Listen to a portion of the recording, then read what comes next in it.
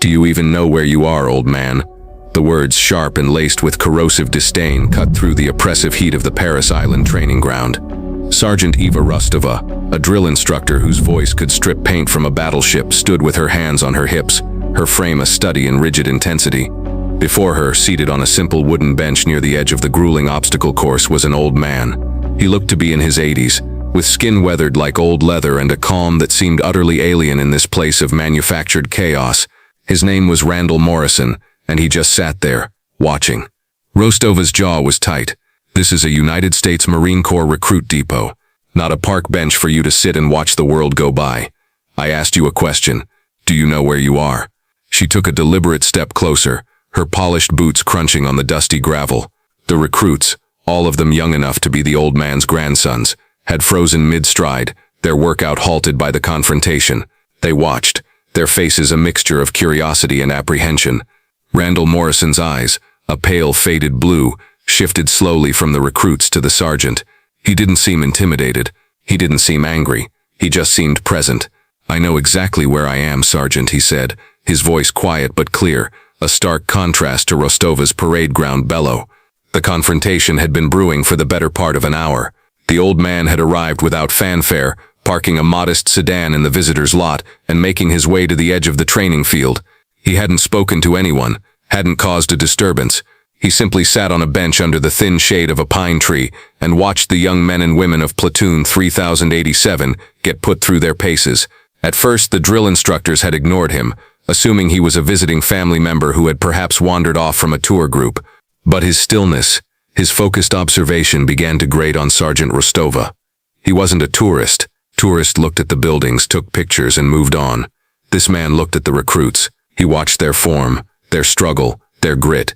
His gaze was too knowing, too analytical. It felt like a judgment. Finally, she had broken off from berating a recruit for a sloppy rifle hold and marched over to the old man. "Can I help you?" she had asked, the question a command.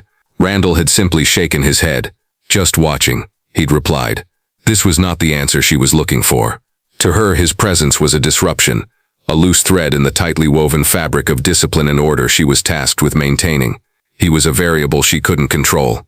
"And who gave you permission to be here?" she pressed, her voice rising in volume. The other drill instructors, a formidable pair of sergeants named Gunn and Chavez, began to drift closer, flanking her like two wolves sensing a challenge to the pack leader. The humid South Carolina air grew thick with tension. The rhythmic chants of other platoons in the distance seemed to fade away, leaving only the focused drama on this small patch of dirt. "I don't believe I need any," Randall said, his tone still even, still maddeningly calm. This was the final straw for Rostova. In her world, everything operated on a chain of command, on permissions asked for and granted. This old man's quiet defiance was a direct affront to that world.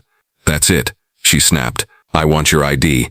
Now, you're on a secure military installation, and you're interfering with training operations. Give me your identification, or I'll have the military police escort you out in handcuffs." The crowd of recruits watched, wide-eyed. This was more intense than any training exercise. The sight of their fearsome drill instructor facing off against a silent old man was surreal. They saw the injustice of it. The man had done nothing but sit quietly, yet he was being treated like a threat. Randall Morrison slowly reached into the pocket of his simple jacket, his movements deliberate, unhurried. The lack of fear, the absence of any sense of alarm, seemed to infuriate Rostova even more. She saw it as disrespect. She saw his age not as a signifier of a life lived, but as a weakness, a symbol of obsolescence that had no place in her world of peak physical conditioning and aggressive youth.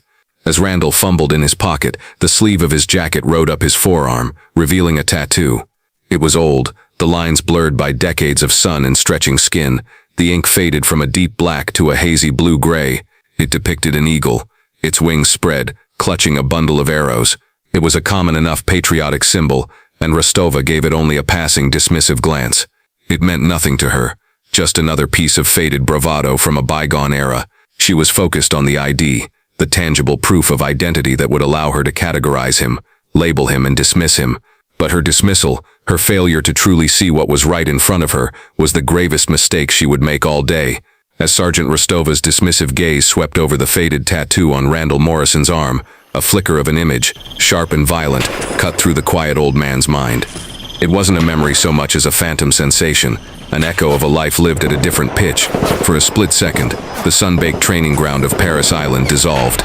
The air, thick with humidity, was replaced by the suffocating, cloying smell of jungle rot and cordite. The dusty ground beneath his feet became slick, deep mud. He saw a hand, his hand, but young, strong, and covered in grime, gripping the worn stock of an M14 rifle. The same tattoo. The eagle with its arrows was stark and black against his skin, a fresh mark of pride and defiance. The sound of Sergeant Rostova's voice was replaced by the deafening chatter of machine gun fire and the concussive whump of a mortar shell exploding somewhere too close. A young man's voice, hoarse with fear and adrenaline, screamed a name. Then, just as quickly as it came, the vision vanished. The oppressive quiet of the jungle was gone, and the rhythmic, aggressive shouts of the drill instructors returned. He was back on the bench, an old man under a pine tree, the sun warm on his face. The past was a ghost, but it was a ghost that never truly left him. Among the recruits of Platoon 3087, one young man stood frozen, his eyes locked on the old man's forearm. His name was Private Miller, a bookish kid from Ohio who had joined the Marines to prove something to himself and his family. Unlike Sergeant Rostova, Miller didn't just glance at the tattoo, he stared at it, his mind racing. He was a history buff, a young man who had spent countless hours watching documentaries and reading books about military history, particularly the stories of the Marine Corps. The eagle was generic, yes, but there was something else, a tiny detail almost lost in the faded ink. Below the eagle, nearly indistinguishable from the wrinkles on the old man's skin, was a small, stylized symbol, a skull superimposed over a 5-pointed star. Miller's blood ran cold. He had seen that symbol before. It wasn't in the official histories, not in the sanitized documentaries. It was in the footnotes of old books, on grainy black and white photographs in obscure online forums. It was the unofficial emblem of a unit that existed more in whispers and legends than in official records. A MAC-V-SOG unit, a special operations group that had conducted some of the most dangerous clandestine missions of the Vietnam War. They were ghosts. Men who had operated deep behind enemy lines. Men whose records were sealed and whose stories were never meant to be told. While Rostova, Gunn, and Chavez focused their combined pressure on Randall, escalating their demands for identification, Miller saw his chance. His heart pounded against his ribs. He felt a surge of adrenaline that had nothing to do with the day's training. He knew he had to do something, but what? Directly confronting 3 drill instructors was professional suicide. He needed help. He needed someone who would understand. Thinking fast, he let his rifle slip from his grasp, clattering onto the gravel. Clumsy Miller.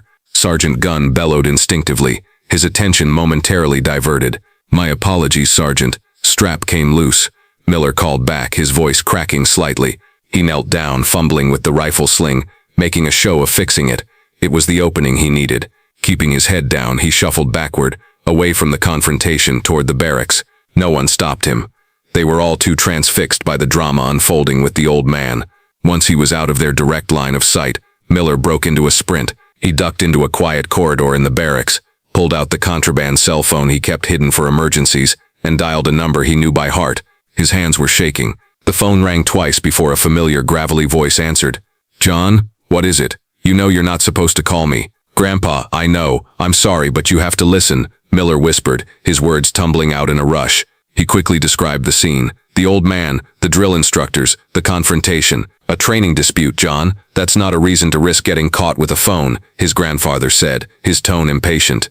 "No, Grandpa, it's the old man," Miller insisted. "He has a tattoo, an eagle, but underneath it there's a skull and a star, a 5-pointed star." There was a long pause on the other end of the line. The silence stretched for a full 10 seconds. When his grandfather spoke again, his voice was completely different. The impatience was gone, replaced by a tone of utter, deadly seriousness. "John," he said, his voice low and urgent. "Describe the man to me." "Exactly." Miller described Randall, the faded blue eyes, the quiet dignity, the weathered face. As he spoke, he could hear the sound of a chair scraping and a rustle of papers on the other end of the line. "What's his name, John? Did you get his name?" I think I heard the sergeant call him Randall Morrison," Miller said. A sharp intake of breath, then another long silence. Finally, his grandfather spoke, and his voice was filled with a sense of awe and disbelief that chilled Miller to the bone. "Son, listen to me very carefully. Do not let them move him. Do not let them take him anywhere. I don't care what you have to do. Create a distraction. Feign a medical emergency. Do whatever it takes. Just keep him there. I'm making a call. Help is on the way." The line went dead. Private Miller stood alone in the empty corridor, the silence of the barracks a stark contrast to the storm that was about to break over Paris Island. He now understood that he had stumbled into something far bigger than a simple training ground dispute. He had become a witness to a legend. Miles away in a stately office at the heart of the Marine Corps base, Colonel Matthews was having a perfectly ordinary Tuesday.